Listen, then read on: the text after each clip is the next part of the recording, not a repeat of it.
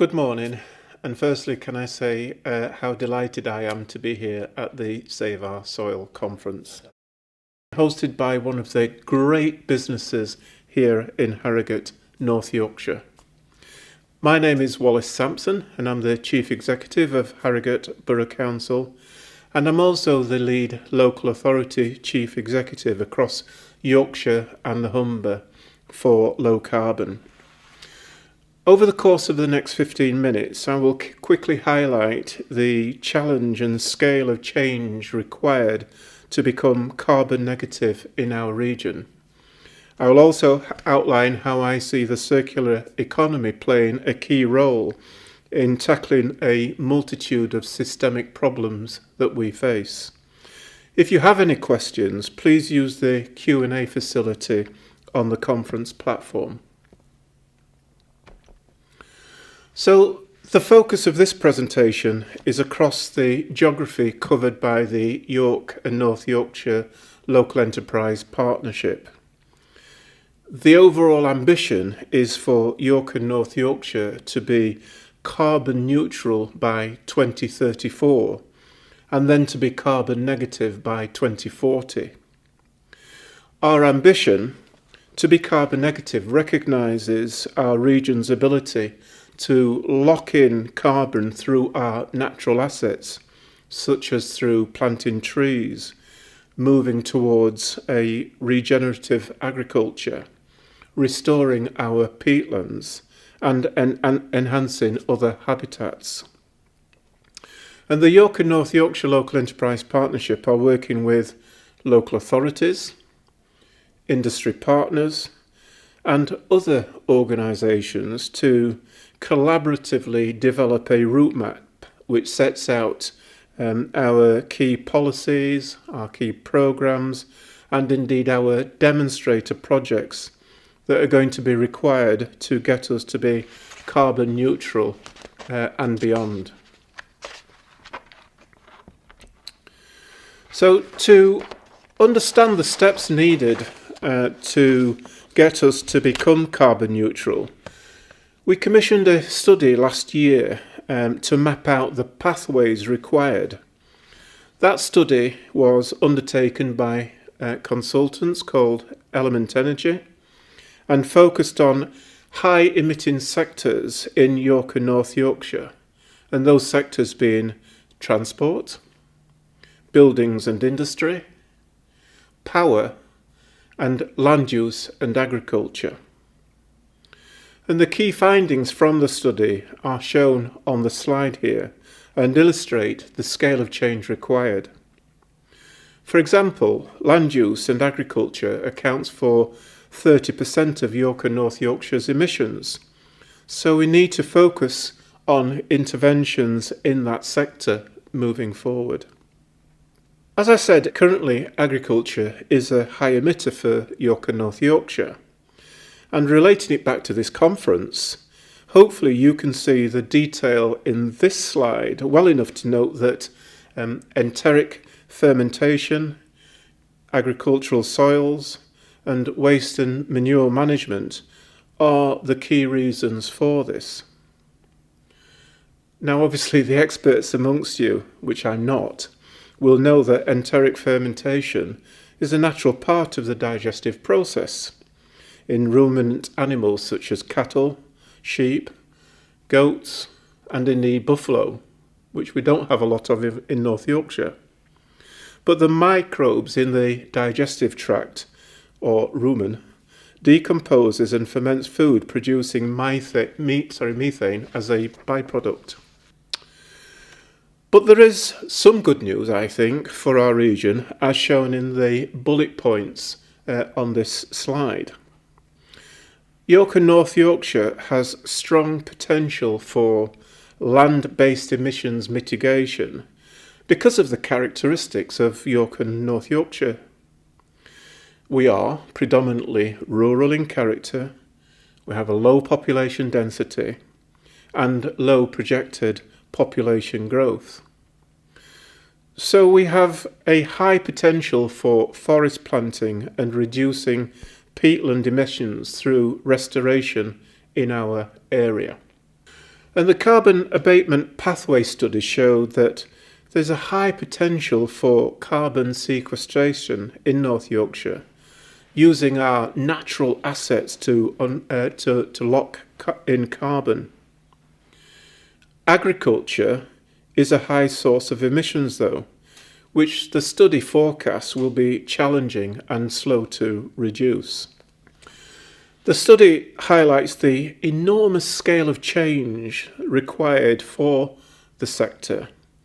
And this slide highlights some of our ambitions that we need to achieve by 2038, from significant planting of new forests each year, to peatland restoration, through to reduction in red meat and dairy consumption by a third, with a similar reduction in food waste as well. We don't underestimate the size of the challenge that we face, but we've got to tackle it really if we are to achieve our ambitions. So next steps, we'll be working with stakeholders in the region to validate the study findings and working collaboratively to develop the policies and programs that are going to be needed to deliver this change. And this will culminate in our route map towards a carbon negative York and North Yorkshire. So we see the circular economy as playing a key role to get us to be carbon neutral and beyond to carbon negative in the fullness of time. We launched our circular economy strategy at the end of 2019, and that sets out how we will work together as a sub-region to accelerate the transformation to a resilient circular economy that benefits businesses, people, and indeed the whole planet. Collaboration is key to our circular economy approach. It's difficult for one person or indeed one organisation to be circular alone. The logos on the right-hand side of the slide here shows all of the organisations, including my own here at Harrogate Borough Council, that came together last year for Circular Yorkshire Month. Now, the aim was to raise awareness and understanding of our circular economy ambitions and to kickstart collaborative action. Partners came together to develop a bank of case studies, circular guides, and a whole host of webinars to provide organisations with the inspiration and the resources to take action. Our circular economy strategy aims to create circular systems across places, sectors, and organisations.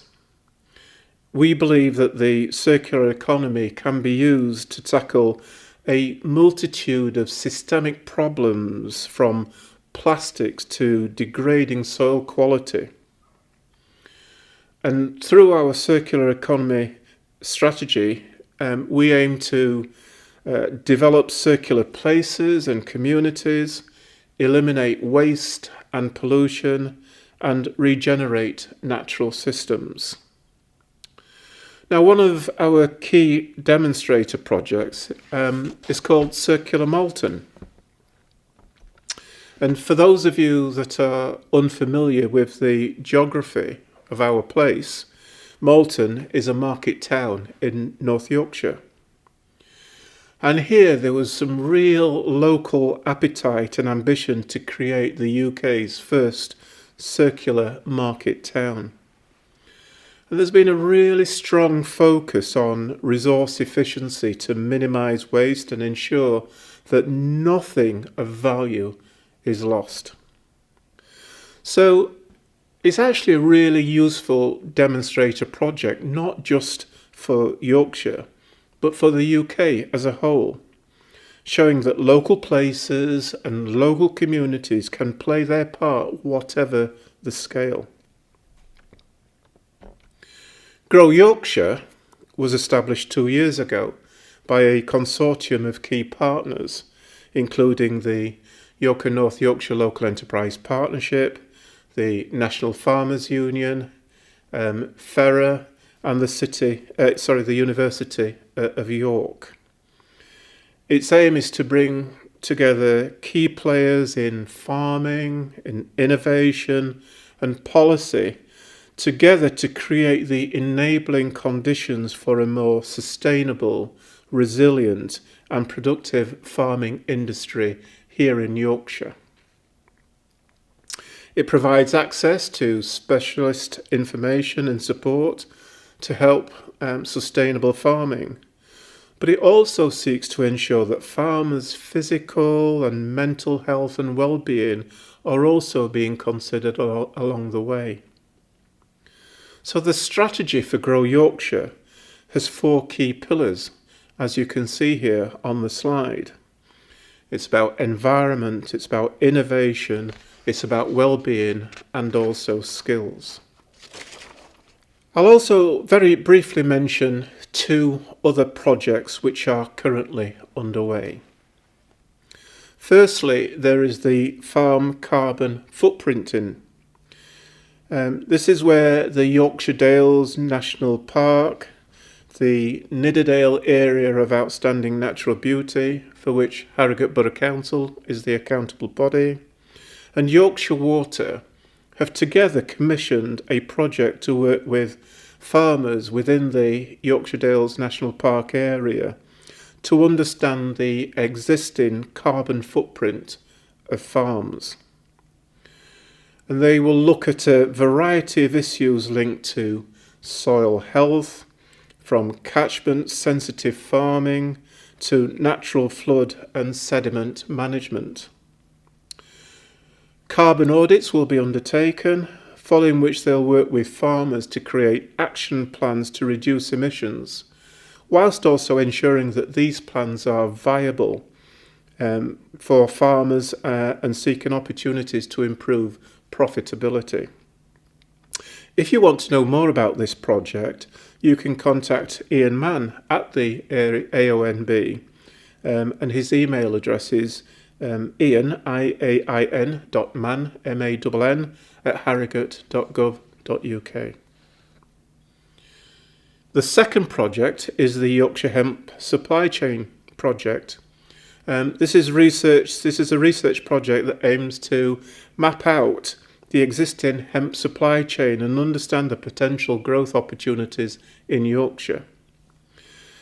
A thriving hemp supply chain delivers several key goals that are relevant to both agriculture and emerging environmental policies across the Yorkshire region. Hemp can be used for a range of environmentally sustainable and carbon negative projects, whilst actively contributing to mitigating climate change. Since the passing of the US Hemp Farm Bill in 2018, there has been a global resurgence in hemp production and processing, and there is a really strong belief that Yorkshire has a golden opportunity to be a part of the worldwide hemp renaissance. A Yorkshire hemp supply chain can provide many economic benefits for our region, as well as Yorkshire farmers, by fueling technological, manufacturing and design innovations that are essential to create new market opportunities and boost the local bio and circular economies. So turning to next steps, I just wanted to conclude with some thoughts really moving forward to hopefully ensure that you're aware of how we're seeking to consolidate our work on the circular economy in York and North Yorkshire. And there are some examples on this and in this slide and the next of how we intend to take that forward. At the same time, we'll be seeking to expand the circular York and North Yorkshire approach across the whole of the Yorkshire region through the soon-to-be established Regional Climate Commission, which launches on the 17th of March. We'll also be looking to develop a circular Yorkshire campaign in the run-up to COP26 in November. So it's been a great pleasure to speak at the conference about our carbon negative and circular economy ambitions. There's been so much to get through in just 15 minutes. But of course, the real work is done elsewhere by incredibly talented people in our team. And if you want to know more, I've included some contact details, and my colleagues will, I'm sure, be delighted to help you. Thank you.